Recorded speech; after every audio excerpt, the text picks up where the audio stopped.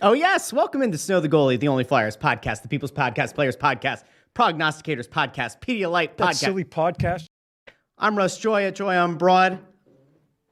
Next to me is Anthony SanFilippo at SanFilippo on the end. Bundy at Therien6. We got a lot to get into today. We were like, you know what? We're gonna call it a morning after. And then as we thought about it, one of us said, it might have been me, it might have been you, one of you guys. We were like, we may as well just call this a regular Snow the Goalie episode because the team has now won 4 consecutive games. They've won 3 games to start the second half of the season, and there's a lot of positivity surrounding the team. So we're going to get into that. But before we do, let me go first to Bundy. Bundy, how you doing? Starting a nice week. Got 3 home games coming up over the next few days. How are you doing today? Doing good, guys. Really impressed with the Flyers. That road trip was incredible. I know we'll dig into it, but I got my day started off yesterday with a pretty good skate in preparation for next Friday's alumni game. I was out with Brad Marsh and the Flyers Warriors, who are just amazing. No matter what combination of guys or gals you get out in that crowd, it was a lot of fun. So it's been a kind of a wild weekend. I mean, everything going on with sports in general. The Flyers playing so well, mixed between some playoff football games, and I'm sure we'll talk about that dumpster fire too. That is your Philadelphia Eagles. We were talking beforehand about correlation and how that plays into some other teams, but it just shows you, as good as things can go 1 minute, the wheels can sometimes fall off in the appearance of what is really, really great. But this Flyer team, I'm not talking about them at all. This Flyer team is just rolling, man. They're like a wagon going downhill. They were sensational in every phase of a road game you could possibly play on the trip. Coming back in Minnesota really gave them a lot of life. And I'll just say this before we dig into it, and Anthony takes over here, but I don't think this team can play a better game of hockey than the one they played in Winnipeg. I don't think it's possible. That's just, like, if you want to say that's the highest level a team can go.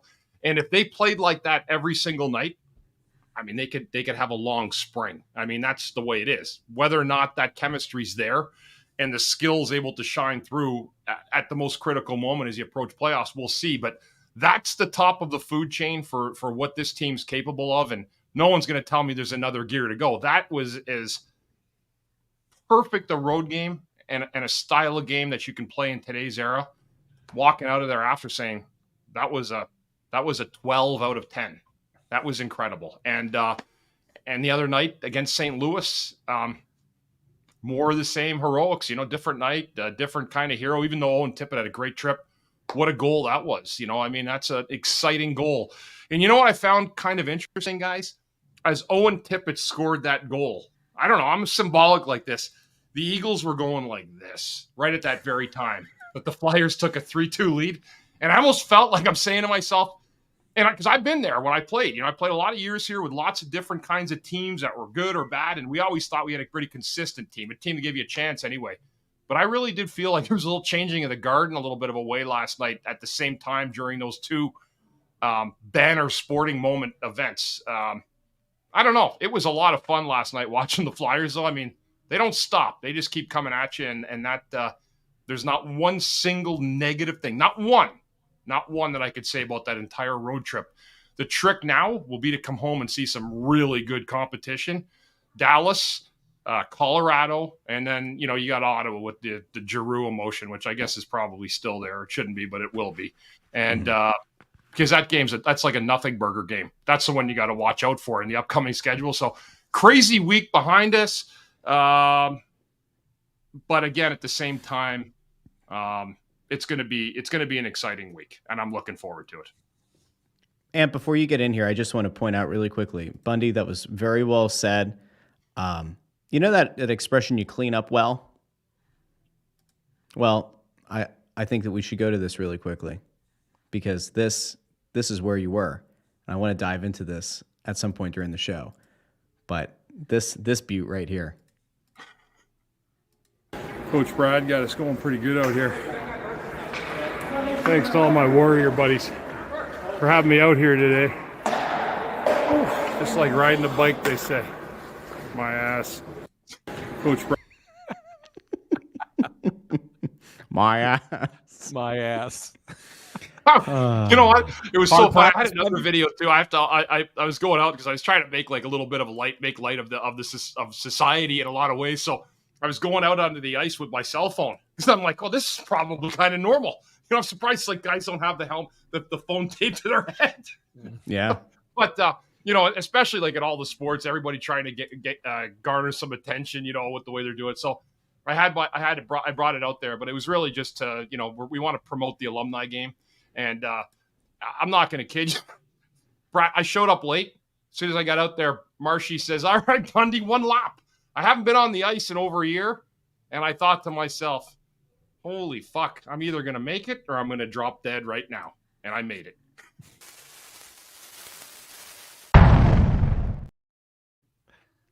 Six and a half minutes. I'm Ain't still bad. standing, boys. That ain't bad. 6.5 in. We'll see how we're doing. And I don't want to do this. I hate to do this to you right at the start of the show. I'm not putting you in the box, but there are people who are saying this, and usually we don't care about how people, you know, refer to our appearance, but there are some people who are saying that you look a little bit out of it today. And I saw somebody else ask the question above, and I have to ask, is this what did That it? silly podcast. Is that what did it? Does that trigger you, Ant? Does No, this it does does this not bring trigger you back to a very traumatic moment in your life? I mean, No. Ant, listen, it's okay. We've already established this. You know why I looked out of it? It is in fact That silly podcast. and it's okay. You know It's why okay. I looked out of it? You know why I look out of it? In all honesty, and I think you'll find that it's not going to be that way the rest of the show. But you know, right before we went live, Bundy was talking about a time in his playing career that we're going to talk about it a little bit later on here in the show. And I was spending the time during his little monologue in the open here, like doing the research on what he was talking about. So I wasn't even looking at the screen. I was just kind of, you know, gazing into the stats and writing some stuff down in my notebook so that when we bring it up, I can talk about it. So I was completely, I think that's why I was out of it. That silly podcast. Did you? It wasn't that, but I can tell people that silly podcast is now available over on shop.snowthegoalie.com. And I will tell you, this shirt has flown off the virtual shelves. I am surprised, and I'm also not, at how many people have already gone over to shop.snowthegoalie.com where you can get all your great merch. We're going to talk about something else. We have a live show coming up in the month of March. I think we're going to have more, but for right now, we have one that we have already finalized in March, and people already bought tickets to, despite the fact that we have not even like put the link or like promoted the link. It was in the description on YouTube and Facebook, and apparently somebody found it, and so they bought tickets to the event, which we'll get to in a second. But yeah, that silly podcast is now also available. Shirts over at shop.snowthegoalie.com, as are the Quitter Gautier shirts and a bunch of other stuff. So we'll get to the live event here in a sec. But Ann, I do appreciate the fact that you did research here. You are maybe the only person who did research ahead of today's episode, and for that, you get a stick tap. Bundy went out, he busted it for the alumni, right, and getting himself ready. You dove into a notebook and did some notes, and I just showed up. And that pretty much sums up our show here, folks. And I wrote a story today. And you wrote a story about the Flyers. You did. Over at Crossing Broad. And it was very interesting because there's some notes in there about Nick Seeler. So I don't know where you guys want to go here first. I do think that since you brought up the story, let's go there first. You had in parentheses in the title of the story about maybe Nick Seeler coming off the trade market. And we've talked about this. The Flyers have a lot of defensemen. Something's gonna have to give. Do they look to re-sign Walker? Do they look to re-sign Seeler? Do they trade one? Do they trade both?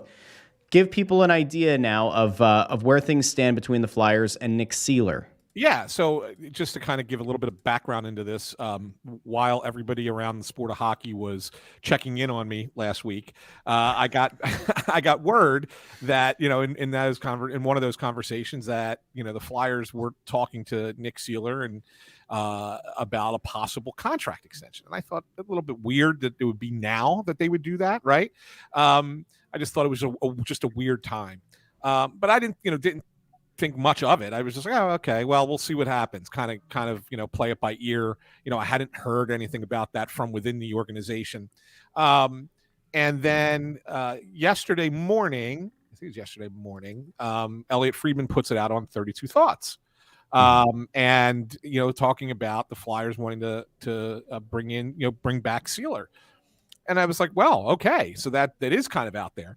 And so I said, well, you know what? Let me see if I can get a little bit more detail, a little bit more insight into this. So I started calling around to some folks, and what I was able to glean from it is this: that, yes, they really like Nick Seeler. They love his character. They think he's the kind of player that fits really well into what they're doing. And that there's, a real possibility that they re-sign him, for an extension beyond this year. Obviously, he's a free agent at the end of the year. However, from what I was told, it doesn't seem like it's anything that's really imminent right now. And that's because the Flyers kind of want to leave the door open, and leaving it open for a situation where, hey, you never know, teams might come in and offer you something that is pretty enticing, as opposed to, keeping the player, although they really like the player. A lot can happen over the course of the next 6 weeks. And so what I was told was it will be a lot like the Scott Lawton situation was 2 years ago, where it's going to probably come down to the wire. The Flyers will have some sort of a contract ready to go if they don't trade Nick Seeler, and then they will sign him to that deal if a trade doesn't happen. But there's no 100% guarantee that they're going to lock him up. It just sounds like, it's something that they want to consider keeping him, but let's wait and see, because teams could get desperate. We've seen it at the trade deadline every year where guys get traded for draft picks and you go, that guy was worth a first round pick. That guy was worth a second round pick. Like you're stunned. You're a little surprised. So I think it makes sense for Danny to wait and see what he gets as far as offers on the table. And then once you determine that value, you decide, is it worth trading for assets or keeping the player and signing him to a contract extension? Yeah, it's interesting. How a lot of stuff goes into it, right? Like the sign or trade. It's not as much. It's harder to calculate the salaries during the season, right? That's why it becomes like when you get your team during the year, that's kind of your team, because it's just so hard to trade salary for salary. So I don't know. I mean, listen, I like Nick Seeler. I mean, it's a great story. There's a lot of great stories like that, now, because there's the ability to have them. If guys want to come in and work hard, play hard, block shots, do a lot of the nitty gritty stuff, you can be a third pair defenseman in this league now, or a seventh guy, and stick around for a decade. There's a lot of jobs. There's not a lot of great players to fill every one of those jobs. So when a guy like Seeler has stepped up and played really, really well, man, I'll tell you what, I find him to be a real luxury to have on your team. Yeah. And again, I admire him as a person, as a player, the way he plays for his teammates, for his team. You can just tell, even in our era, like back when I played, he would have been. I could just tell a great teammate. Like I would have really enjoyed playing with him, just from the outside looking in. And they blocked 16. They blocked 16 shots in the game last night. Nick Seeler, I mean those are serious numbers. Yeah. Nick Seeler blocked 8. Yep. 8 of the 16 were Nick Seeler. It's crazy. Yeah, and those are bread and butter type plays, because it hurts. I was a shot blocking guy too. I was always first or second on the team most every year when I played. We were at the top, and it hurt. Some of them don't, but there's times where you're laying down or you're kneeling down and it's coming, and there's nothing you can do about it, because that's what you do for your team.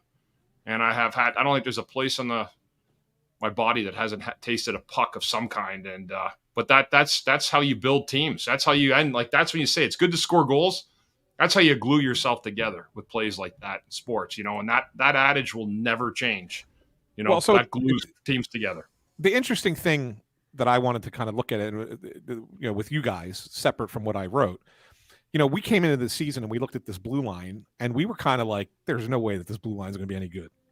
Yeah. It's just not. It's not going to be. It's going to be the weakness of this team, right? Mm-hmm. Now here you are. You have Cam York's had a pretty solid season. He struggled early, like maybe the first month, but after that, he's been pretty darn good. Okay. Mm-hmm. Travis Sanheim had a pretty good start to the season, kind of fell off a little bit, but he's been pretty solid since. Okay. Yep. Then you go out and you trade for Jamie Drysdale, who you think is going to be, one of your better puck moving defensemen going forward. Now you look at a Nick Seeler and you say, well, maybe we want to keep a Nick Seeler as a third pair guy. Ultimately, I mean, he's playing second pair this year, but ultimately as a third pair guy. And then you got some kids coming. You drafted Oliver Bonk in the first round. You got Emil Andre playing top pair minutes down in Lehigh Valley, and Ronnie Addard is also playing down there in big situations. And you sit there and you look at these guys and you go, well, you know what? Maybe you don't have that number one defenseman yet, but maybe you have what's there to make out 2 through 6 or 2 through 7, if you want to count the extra guy who's going to have to rotate in. Maybe that's what you have, and it's a surprising thing that you have it, even though we looked at it at the beginning of the year and said, yeah, maybe one of these guys it fits. And now you have more than that. Yeah, and that's a good job by the coaching staff, like to get guys to develop them, get them feeling good about themselves. The only thing I say is just to be, and I've told people this, is that as good as this is right now, this isn't a tough evaluation, because what I think the Flyers thought was what we thought was that we're going to come in here, we're going to watch a team unfold how it unfolds, and we're going to be able to make pretty relatively easy decisions based on that. Nobody in management is going to sit here and tell me they knew this would happen. That would be bullshit. Even from hockey people, they're no different than anyone else. So what I'm saying is that this is tougher now because there are a lot of salvageable pieces. There's a lot more out there. Now, I don't know if Nick Seeler is going to get you a second round pick. I'm not sure about that. I don't know. I don't know what prices are. Everything seems to change every year. Like we saw a guy get traded last year to Vancouver in the Horvat deal, Beauvillier, and he got traded for a late round pick this year, I think, if I'm not mistaken. So It just depends what teams' needs are at the time. But this is a unique situation, I think, because they really did find guys and they pulled a lot out of these players to try to define who they are. And that's hard to do. But this is what Torts does, though. Usually it takes a year, and then his second year is when everybody kind of flourishes. Yeah, and it's interesting, Bundy, when you look at the game last night, right? They had 4 goals, 10 different guys registered 1 point. Yeah. So there wasn't anything beyond that. And when you look at the players that were putting it up, obviously Lawton scores goal. He was here before. But who assists Lawton on that goal? Yeah, you had 2 guys that Danny Briere brought in here, Garnet Hathaway and Sean Walker, who were just going to be like guys that are going to get you through a rebuilding season. Turns out both players have been pretty darn good. Who scores in the other goal? Ryan Poehling scores a goal, right? It's kind of like a crash the net. He bunted it into the net is what I wrote. It's like a batter bunting the ball. And it's off of a shot by Zamula, who at the beginning of the season, they weren't 100% sure was going to be a guy that would last here this season. They liked him. They liked him a lot as a prospect, but because he became ineligible for waivers to go back down, it was like the guy's got to play well enough, or else maybe we move on. And he's turned into a guy who's willing to. He's unafraid, is what I meant to say. He's unafraid to take a slap shot or take a shot from the point and get pucks through and create offense at the net, which is how Poehling scores that goal, right? So when you look at those, you look at the people that are contributing and how they're contributing. They're not putting up a ton of points. They're not saying, "Oh my God, these guys are awesome." But what they are is a heck of a lot better than maybe you thought they were as just extra pieces. They actually fit into the mold of this franchise and into the mold of what Tortorella is putting together. And I think that's a nod to Danny bringing them in first and foremost, and then secondarily a nod to Torts for finding a way to assimilate them and get them to be the types of players that they've been. It's going to be interesting. Good. Admittedly so, though. Like Danny even admitted he didn't even know who Sean Walker was, right? Like in the summer, like they didn't know a lot about what they got back in that trade. So, and admittedly so, like they weren't sure. They got an extra piece thrown in and it looked good, but nobody knew Sean Walker. Like even us, we were saying, like, what do we know? And then he started to play good for, first 10 games. You're like, wow, this guy's pretty good. Mm-hmm. And then they had the other young guy playing up here, Louis Belpidio, too. So they had kind of an awkward start, but now they look like they're really coming together as a group. That's good to see. Before we move on, because it is interesting, and I see a lot of people in the comments, kind of going back and forth about if you're saying that it's a rebuild, like you do have to sell high, and I totally agree. Like I think that the thing that they're going to run into here, at least with Seeler, is if you can get him on a really affordable deal and it's short term, it's like a 2-year deal, and he's not looking for a big raise. This does kind of go back to the Chuck principle that I didn't like at the time with Lawton, which was if you get rid of the guy, you are going to have to sign somebody, or preferably cultivate them in the organization and just promote them, but you are going to have to replace that guy. If Sealer's not going to break the bank, if he's dirt cheap and is willing to do it on a 2-year deal, then you have to think about it, because he brings the intangibles and he brings things that, like, as you're trying to flip this thing to being a winning team, that you're going to want to have in the lineup, which I'm honestly a little bit surprised that it's continued as long as it has and that he continues to have success at this level, but he's kind of proven that he's an NHL defenseman. You need him. It's fine. Walker, I think, is the bigger one. Walker seems to be the guy that has the higher likelihood of getting you a higher draft pick. And if he plays well, he's a guy who I don't think fits, ultimately. I don't think he's the one that you look to lock in. But we'll see. One thing that you can lock in, and that you probably, well, in fact, you should, as other people have already done, one thing that you should lock in is spending a night with Snow the Goalie. That's right, my friends. We have a live event coming up on March 16th from La Sicilia in Oxford, which some people argued is not Chester County. It is. It's down there, but it's in Chester County. It's southern Chester County. 100% it's in Chester County. We're going to be at La Sicilia. We're doing the Press Road Show. Now, what does this include? There's a lot going on. Ant can kind of dive into this a little bit. We've already sold tickets. It's a limited ticket event, but we've already sold some tickets even before we promote it. So we'll see how it goes now that we're promoting it. But it's going to be at La Sicilia. It's going to be an Italian buffet. There's going to be pastas. There's going to be pizza. There's going to be grill works. It's going to be great. We're going to do our show. We're going to do the Press Road Show. Italian desserts. Italian desserts. Who doesn't love a good Italian dessert? The terrorists. Everybody loves a good Italian dessert. Everybody loves pasta, pizza, unless you're gluten-free. We'll figure that one out. However, we'll be down at La Sicilia on March 16th, 5:30 p.m. The game starts at 7. That is Flyers, Bruins. We'll do our show. We'll go live at 6 o'clock, doing what we typically do for a Press Row show, but it'll be the Press Road Show. We'll take it in together. There are going to be some door prizes, all kinds of fun stuff. Come out, take a picture, have a great time. It's a BYOB also. Keep that in mind. It's a BYOB. We probably should have put that in there. Well, you know what, Ant? We can go back in and we can revise the image that was done by Anthony's daughter. How about that? I don't worry about that shit anymore, Ant. That BYOB.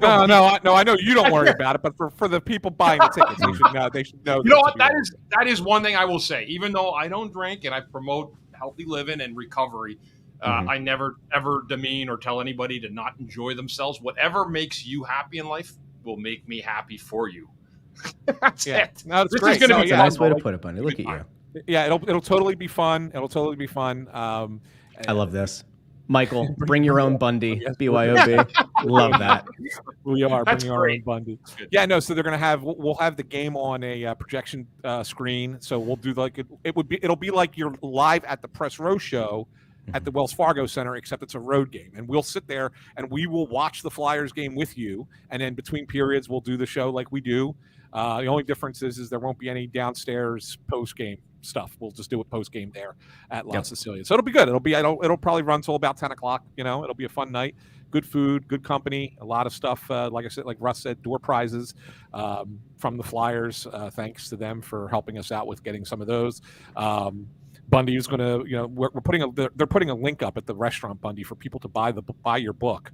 So if they if they want to come and sign it, you'll sign it. I will bring some books. Yeah, that'd be great. Yeah, that'll be great. Yeah. I'll do a special. I'll try to put together a special that night so everybody gets a little something out. That'd be great. That'd be great. It'll be fun. It'll be a total fun night. Yeah, it'll be a great night. Yep. So Cryptic Cowboy asks if we're going on a world tour, and then no, Snow the Goalie live in Ukraine. We're not there yet.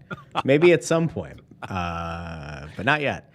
Yeah. But it will be a lot of fun. Like I mentioned, it was really funny because when we put the link up, I talked to our site guy Dave, and I was like, "Hey, can you finagle this?" And he did.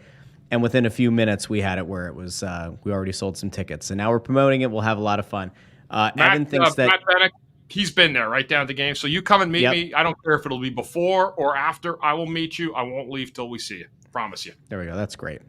Yeah, alumni game is Friday the 26th. What's that date? Yeah, the 26th, right? Mm-hmm. And there's a code, if I'm not mistaken, to get. Oh my gosh, Ant, you are just taking people from one place to another, from one ride to another. Go ahead, you got it. You got the code? No, Ant, because usually I transition these things, but go ahead, Bundy. It's F as in Frank, 126, S as in snow, G as in goalie. F126SG is the promo code. Russ is typing that furiously to put it up on the screen so everybody can see it, and that will get you $6 off your tickets for number six. Yeah, $6 off your ticket price for the alumni game. So. I like that.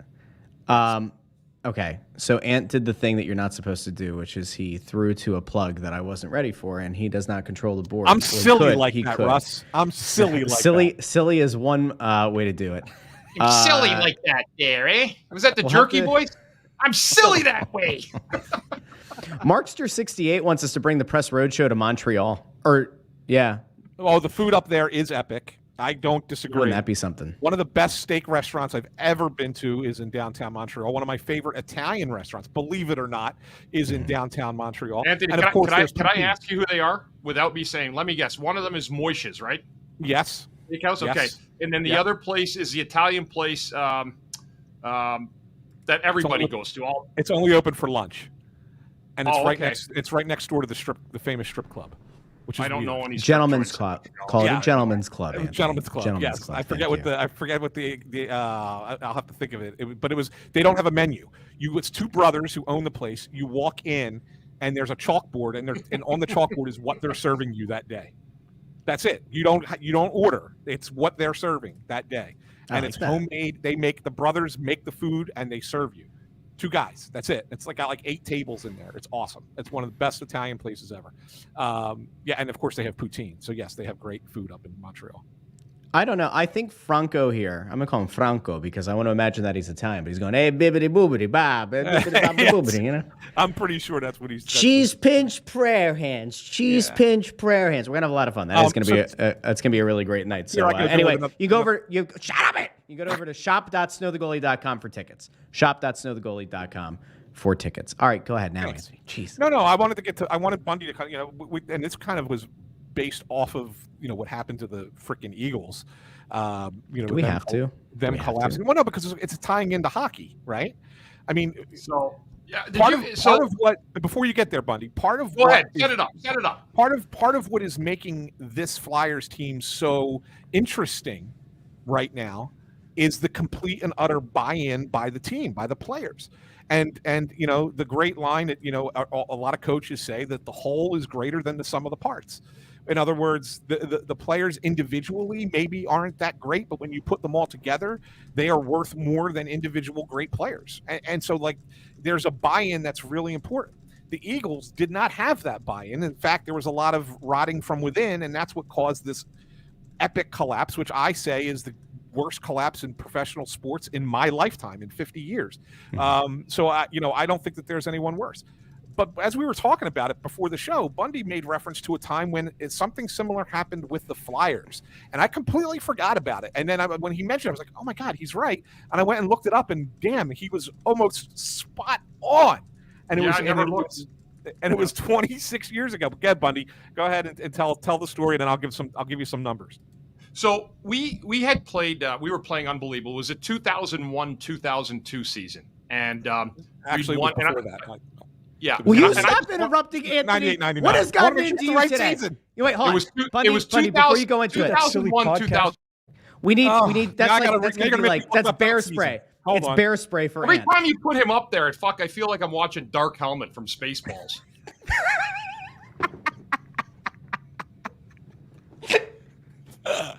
One more. Okay, fine. That silly podcast.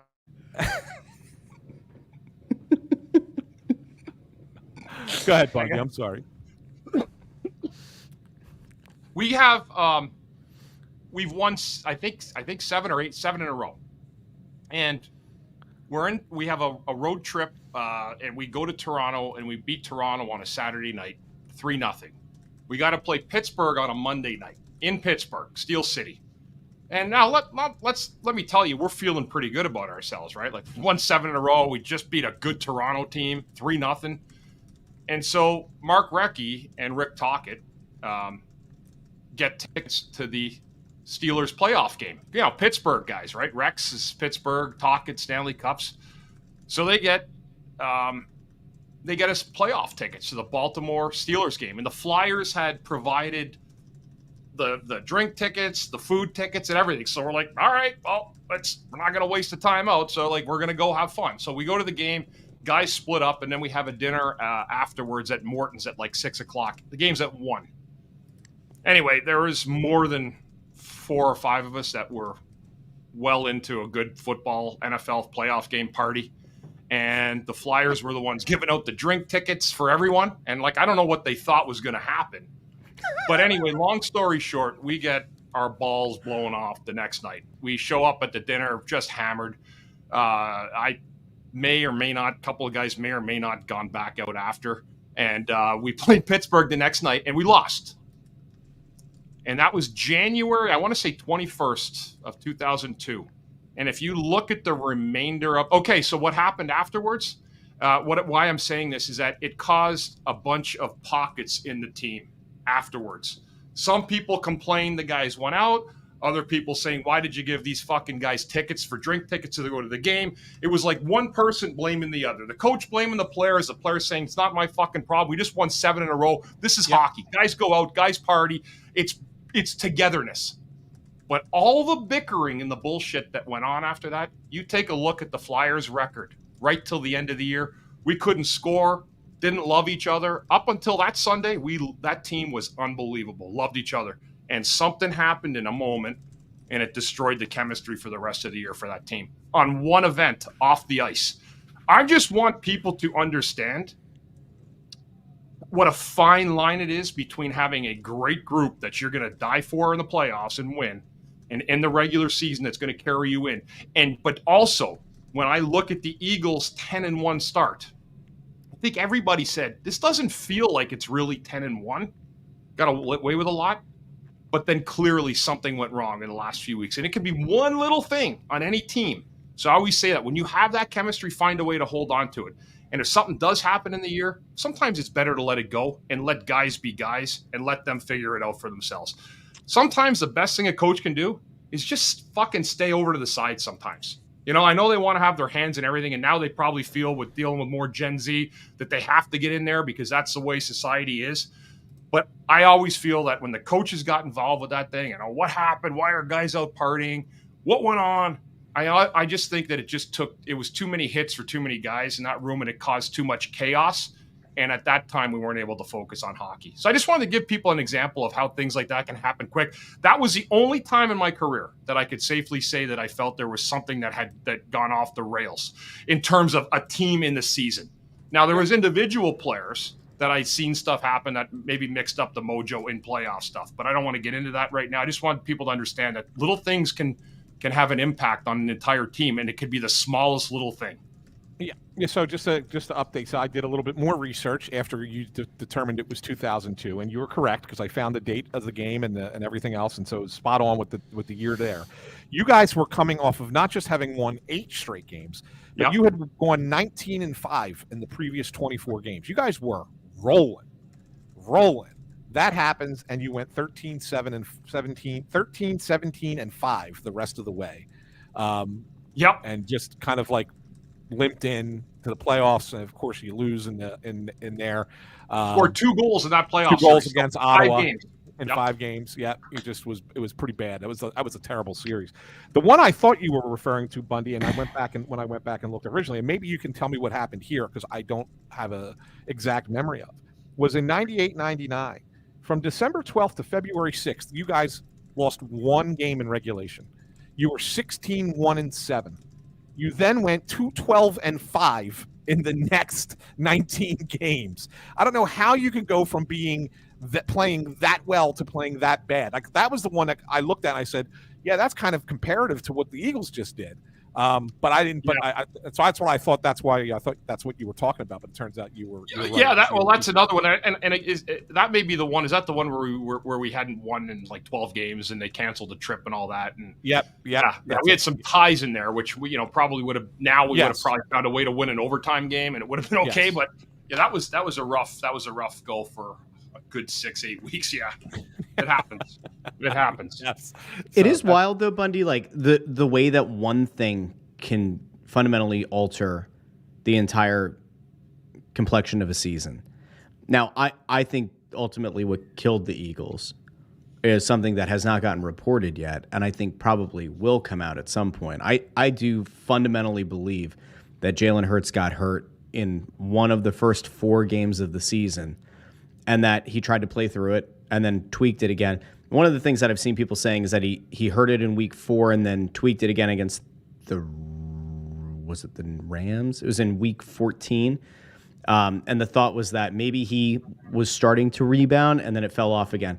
I just think that he tried to play through something from the start of the season. His lack of mobility, the way that he absolutely changed his game, that it was no longer a running threat in any way, shape, or form, that to me screams injury, and that he was of the belief and that the coaching staff was of the belief that him at 70% was still better than Marcus Mariota at 100%.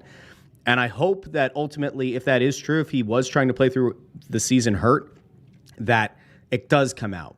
But fundamentally, the coaching staff sucks.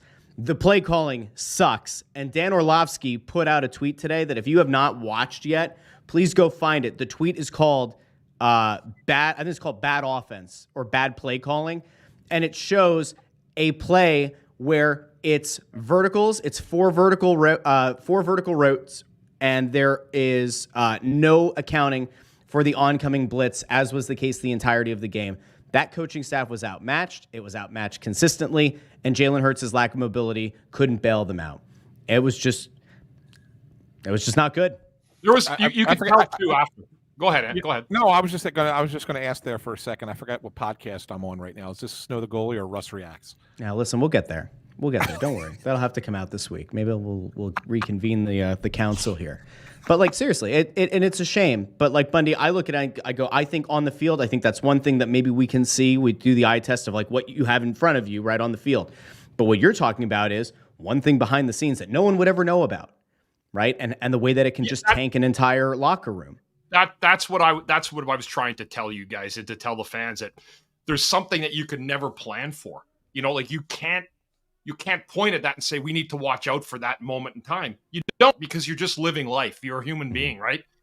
You know, you go out and try to win 8 games in a row, and then you're given tickets by the team with drink tickets and go to the football game.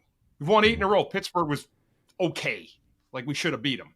But it didn't matter. I mean, unfortunately, that's what humanity happens, but it's a lot of how people react to it. I saw the comment last night, and again, I know we're not here to talk about the Eagles a lot, but I saw Lane last night on TV and Kelsey's face, and something was bothering them.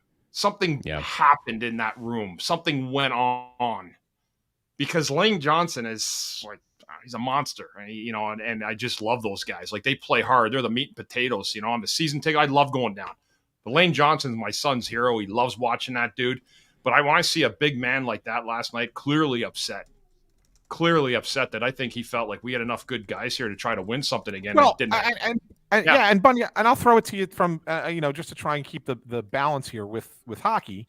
Trying to think if you've experienced this, because you look at what the Eagles had, and you have some veteran guys who and you saw them busting their ass in that game last night.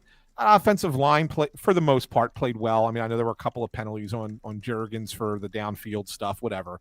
But for the most part, that line is one of the best in the game. You see guys on the defensive side like Fletcher Cox had a nice game. Brandon Graham played his ass off. You know, these are guys who've been around 14, 15 years, right? And then and they're pissed off because other players in the locker room didn't have that same kind of mentality going into a do or die playoff game, and really didn't have it going down the stretch of the season. And so the question is, I'm sure you've seen this in hockey as well, right? Where it happens, where you have guys who are all pulling on the same rope, but if you just have a handful that aren't, or even less than a handful in hockey, probably you could have it be 2 or 3 that aren't pulling on that rope. That could derail everything that you're trying to accomplish. 100%. It takes in the playoffs, especially, you know, like, I mean, that's big time. But yeah, I mean, there was pain in their faces last night, and you could see how genuinely upset they were. You know, I mean, almost to the point where they wanted to cry. It was like that. Kelsey was in the field, and that's fine. Like, I love that. It's passion. You know, you care so much that's just your emotion coming out. But afterwards, when I saw Lane on the show last night on the post game, they're just like talking about it. You could tell he was hurt, and so something went on there. It'll be up to the management to figure it out, and because that was, as you said, Anthony.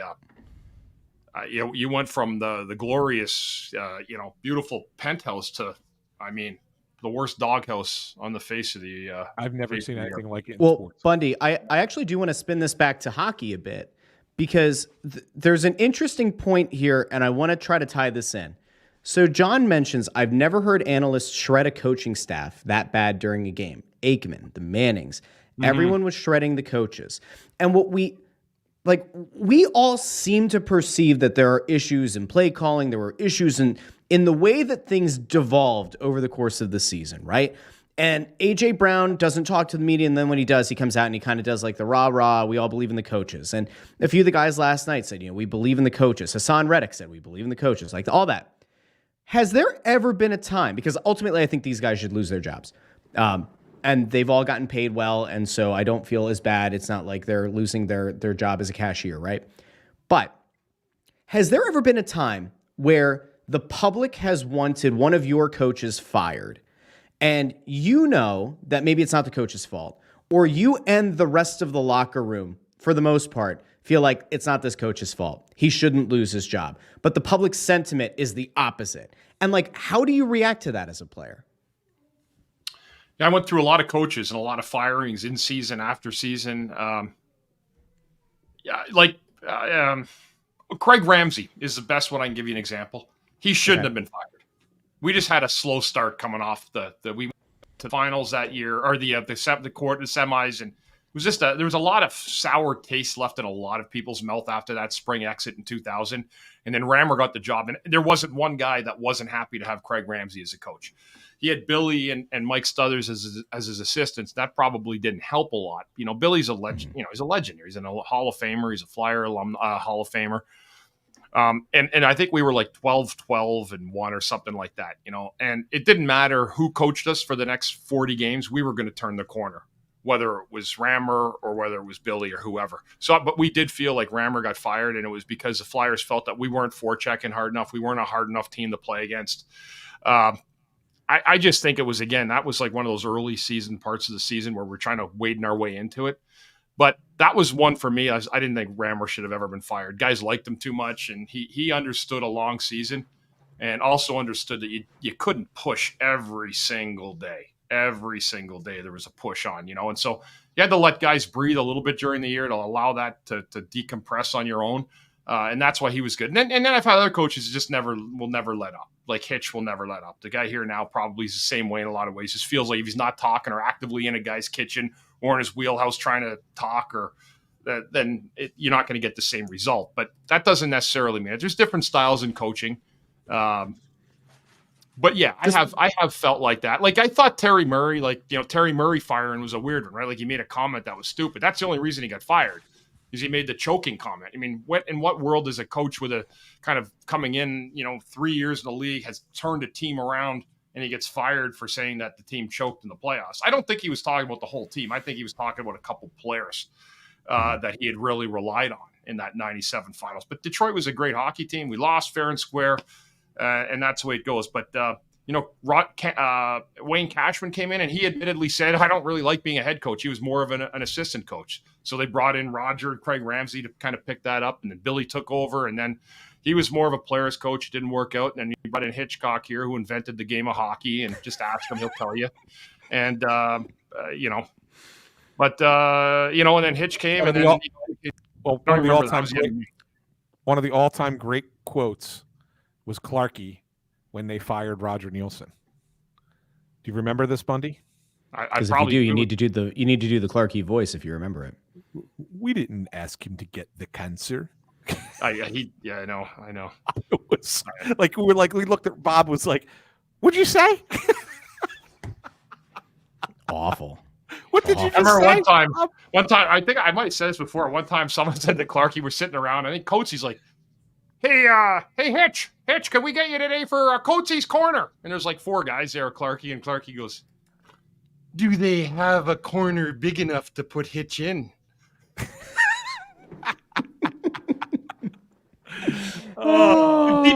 Deep inside, I'm like, yeah, give it to him. Get that big joke out there. Go ahead. There you go. Those days, man. And that's why I tell people all the time, like, everything's about transparency today and who's, and the availabilities that you have and how teams run things. But it pales. It pales in comparison to just what it was like to cover these guys 15, 20 years ago. It just was a whole different world. and how it went about and the things that you heard and the conversations you had and the things that we saw and that we just didn't report because it was like, that's not for the public's consumption. That's just something that we're witnessing right here. We have, the bird's eye view of it, but come on, man. And that stuff just was awesome. And now if that stuff were to happen in front of the media, it would be like, the worst thing ever to happen in society. It would become this viral video. Everybody would talk about it. People would get canceled about it. It would be like, it's crazy as to how everything has changed from the way it used to be to what it is now. Because that stuff was what made it fun, right, Bundy? I mean, a lot of that stuff was just fun. It was just the way people were. Guys want to see characters. Guys want to see sometimes stuff that just that kind of seems like it belongs with the sport, but people can't believe it. Like when someone asked me, what was it like? It was fucking awesome. Like it was 12 years of awesomeness that I wish I could go back to the beginning, maybe do a couple things differently, but I would never change who I was. Like ever, like that's who I was. Life treats you differently and sometimes you have to make changes, but I loved it. And it was a different time. There was no, what, Anthony, too, I say there was no social media. Like how much guys would have changed if there was social media. Now you do anything and it's, you're going to get recorded or someone's going to do it. But you're right. That was a different time. And I think a lot of people understand that. And I think a lot of people miss that as well. It kind of, how many drama stories and funny stories you hear mixed in with pro sports because of the characters involved. And I don't think you see that quite like we used to anymore. No. Agreed. All right. Is there anything else? I feel like there were one or two other things that we wanted to get to.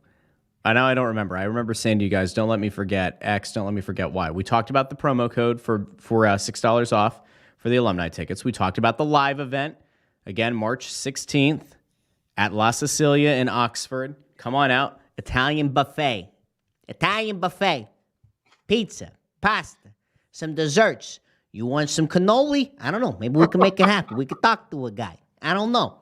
We'll get Anthony out there. You got the gabagool. It's gonna be something. Get some prosciutto. There better be prosciutto, Ant. If there ain't no prosciutto, I ain't showing up. Actually, then you'll make sure there ain't any, and it'll just be you two. So I'll make sure I show up. Intern Andrew, I believe, might actually make an appearance out there. He will be there. Intern Andrew will be there as well. Yeah. So that's gonna be something. This is a good here we question. go. This is a good question. I love how really a buddy, a new listener, but a buddy of mine. I just spied him right there. Look at this guy. Good movies. Yeah, I got some good movies for you, Adam. I'll be in touch later, pal. Oh. You know what? That's nice. We can't talk about those movies. What movies? What did I see? I saw something the other day that wasn't bad. But it was almost like it was the one with the Andes mountain plane crash with the rugby team. Oh, yeah. Did you see it? the Society of the Snow? Society of the Snow. Did you watch it? I did. And it was almost like it felt exactly like the one they made in the 90s. They're Alive in 93. It was very, very similar. Yeah, there were it was a couple almost things that were different, but it was very similar. Brandon Ficaris says, dress intern Andrew up like Chef Boyardee. I love that. That's a great idea. That's a good idea. That is. Intern Andrew shows up dressed like Chef Boyardee. What could possibly go wrong? All right, we talked about the live show. We talked about the new merch, That Silly Podcast. That shirt is now available. The Quitter Gautier one's up there. All of the fan favorites are still up there. Shop.snowthegoalie.com. I remember what it was. I didn't tell you guys this, but we picked up some 5-star reviews. We also picked up some 1-star reviews of people not liking Ant, but those people are stupid because, as we know, if you leave a 5-star review on Apple Podcasts, we'll read it. So if you think that Anthony is a terrible human being who's devoid of any journalistic integrity, leave a 5-star review and write it, and I will happily read it here on the show. All right? So there's that. He just goes around making stuff up all the time, Russ. Goes out there making shit up. By the way, I saw Chicklets talked about Ant again a little bit on their most recent show. Intern Andrew pulled it for us. I love the fact that Biz talked about it again and Whit talked about it again. They still haven't sent the link though, so nope. I guess this is just going to be what they do, and that's fine. They can. I see a bunch of new ones that you can read. I think there's 3 that I see that you're going to read 5. You know what, guys? Sorry, I wanted to answer this. Terry Ryan, remember Terry Ryan? Yeah. Mm-hmm. So he played the other night for his hometown team in the East Coast League up in the Atlantic, in the Canadian Atlantic. But he ended up, 47 years old. He got back in the league and played. What a great story. Congratulations to him. I think he dropped his gloves too from what was told or read. But I mean, that's a really, really cool thing. And I wanted to just give him a little stick tap for that. Nice. Good stuff. All right. I don't know which one you see first, Sam, but I'll go with this one. It's actually fitting because the Iowa caucus was yesterday. And so this the one before that is we didn't do. Baldo? From Baldo? Yeah. I thought we did. Okay, well, we'll read Baldo's first. Baldo99 left a 5-star review over on Apple Podcasts. Hockey's best podcast. Been listening since last year. These guys are so much fun and love the team in the game. They take no prisoners, tell it like it is, and give expert analysis with a passion of diehard fans. Let's go Flyers. Let's go Snow the Goalie. I love that. That's Thanks, great. Baldo. Yep, All right, the next one, as I was saying, yesterday was the Iowa caucus. This person is hashtag MAGA, so good luck. I think we might have just triggered half the audience and also gotten half the audience excited. I'll read this one in that voice because that's the only thing to do, I guess, for this one. 5 stars. The best Bundy Bomb podcast there is, believe me. Thank you guys for everything you do. You all make the drive to and from work easier. All the insight and knowledge you give to us fans is unmatched, very unmatched, fantastic. I appreciate the effort and truthfulness you give. It's hard to find people that don't lie and just say what people want to hear. Sleepy Joe. Wish I could pay you back more than just a 5-star review. Keep up the hard work. It doesn't go unnoticed. It doesn't. Big Brother's always watching. He's always watching. Got the drones. Love the drones. We love the drones. All right. That's too good, dude. So good. There's that one. Seek Up 1732, 5 stars. Excellent content. Video quality honors the 74 and 75 cup teams with a mix of 2024 hockey talk. Must listen every episode. Obviously referring to when Ant and intern Andrew go down into the bowels of Wells Fargo Center and record with a potato. We had a 5-star review from up in Canada from It Me Gritty. It's a beaut. This gem is as real as it gets. A must listen for any Flyers fan who is sick of cookie cutter hockey talk. Top notch. We love that. Again, there were a few 1-star reviews that we're not going to use. And we actually got one a couple days ago. This one is from Donovan Buck. Sorry, I almost said like Donna Von Buck, whatever. Donovan Buck. 5 stars. From someone that listens full time. Unlike some, I listen to every pod. I also read a lot and listen to the team and other team news and pods, hearing a lot. This pod is my top podcast up there with Jason. Ignore the people that are hearing things from one side and closed-minded. Would recommend this to anyone wanting to listen. Keep up the awesome work. Love you 3. Thank you. Much appreciated. Very nice. Very nice. Stuff. All right, so that was a lot of 5-star reviews. Again, you can go over to Apple Podcasts, leave a 5-star rating, which is helpful. You do the 5 stars. If you leave a review, we'll read it on the show. So again, if you think that Anthony is a horrible person devoid of journalistic integrity, by all means, leave a 5-star review and we'll read it here on the show. I will read it. I will read it like mean tweets. Ooh, I will read it like mean tweets. That'd be really good. If you're on Spotify, you can leave a 5-star rating. Just go to the Snow the Goalie page, and then below the logo, you'll see a little star rating, and you can leave a 5-star rating there as well. I think that's probably it. Oh, there was one other thing. And we didn't talk about this ahead of time, and I don't think you guys probably got to listen to it. So maybe we'll talk about it later this week. Scott Hartnell was on Spit and Chicklets, and he ripped Quitter Gauthier. Yeah, he did. Absolutely ripped him. And that was primarily about the fact that Gauthier refused to meet with Leclerc and meet with Sharp. And that it was a disrespectful thing to do. And that if you're going to try to be a player, a professional in the NHL, that the very least you could do is have that meeting and not just ghost a team. So I thought that was very interesting. I don't know if you guys had a chance to hear Hartsy's quotes about, Gauthier at all. Okay. I did. I only listened to our own quotes. Okay. We fire them off. We fire them off in real time. We don't wait a week. No. Ant, what were your thoughts before we head out? I thought it was. I mean, look, I thought it was a little bit harsh. I mean, you're talking about a 19-year-old kid. Again, I tie it more into the agent, not advising him in the right way. I put more of the blame there because I think ultimately when Cutter Gauthier is 30 years old in this league and he's pretty successful, he's going to look back at that and probably say, maybe not publicly, maybe he'll say it publicly, who knows, but he'll probably say privately, yeah, I didn't handle that well. That should have been handled differently. I think that he will do that. I don't think that he's going to, if he still feels that he handled it the right way down the line, I'll be surprised. But. So, yeah. Okay. Interesting. Brandon asked something, and we'll get to we did talk about this. We talked about this the other day. So when for I the just people get who are this- in the podcast feed, hold on, the people who listen to the podcast feed who can't see the comment. Brandon asks, "Ant, did your source get back to you in the wake of the shitstorm?" So much so that the Nick Seeler news that you got came from the same source. Well, Ant, when that doesn't turn out to be anything, then we'll just burn that source, right? Is that what happens? It's like, Completely. Yeah. Well, we'll see if that ends up happening. Then then we'll know that we're back on the up and up. Okay, I think it's probably good for today. Yeah. Big thank you to everybody who tuned in. I do want to point out, I didn't tell you guys this, but I will tell you this now because I think this is pretty cool. We crossed a threshold. Oh, I did tell you guys. I texted you guys this yesterday. That we have continued to grow every month this hockey season. And we are on pace to do record numbers with this show. I think we're going to have a new sponsor coming in February, which we're working on finalizing. We have that live event going on at La Sicilia in March, which I think will end up kind of creating more live events. If you have a business who wants to get out to over 500,000, we had over 500,000 views and listens across all platforms in the last year. I would think that's a pretty nice number. I think it's very solid. So if you're looking to get in front of a massive audience of people, Snow the Goalie, the only Flyers podcast. It's the place to be. You can email us snowthegoalie@gmail.com.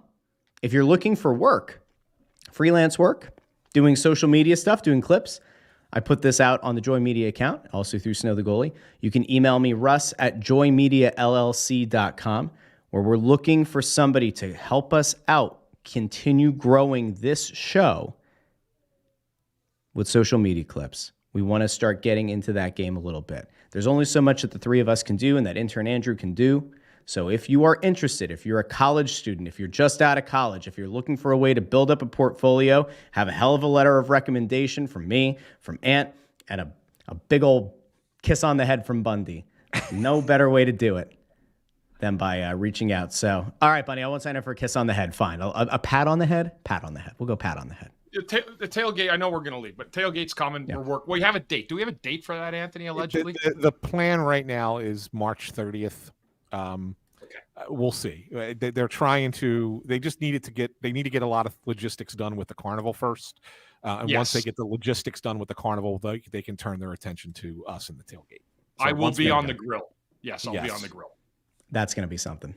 So, a big thank you to everybody who tuned in to the show. It's going to be a lot of fun. Like I said, we have a lot of cool stuff coming up. We will be down at Wells Fargo Center 3 times this week. We'll be down there on Thursday as they take on the Stars. We'll be there back-to-back day games. Saturday against the Avalanche, Sunday against the Senators. So we'll be down at Wells Fargo Center. Remember, if you come up to the Snow the Goalie Sportsbook, just outside of it, right by the Oregon, we will be there broadcasting live for pregame, intermissions, and postgame. So make sure you come on out, chat with us, and head over to shop.snowthegoalie.com. Pick up tickets to the La Sicilia live event. Go get your shirts. Go get your sweatshirts. We have a lot of stuff on the way. So a big thank you. This is great, by the way. Nathan saying, if it's freelance, interested parties won't be subjected to elf costumes, will they? only if you want. Only if you want to. Anyway, we will be back later this week with 3 editions of the Press Row Show. So until then, I'm Russ. That's Ant. That's Bundy. Follow us. Subscribe wherever you get your podcasts. Subscribe on YouTube. We will talk to you later this week.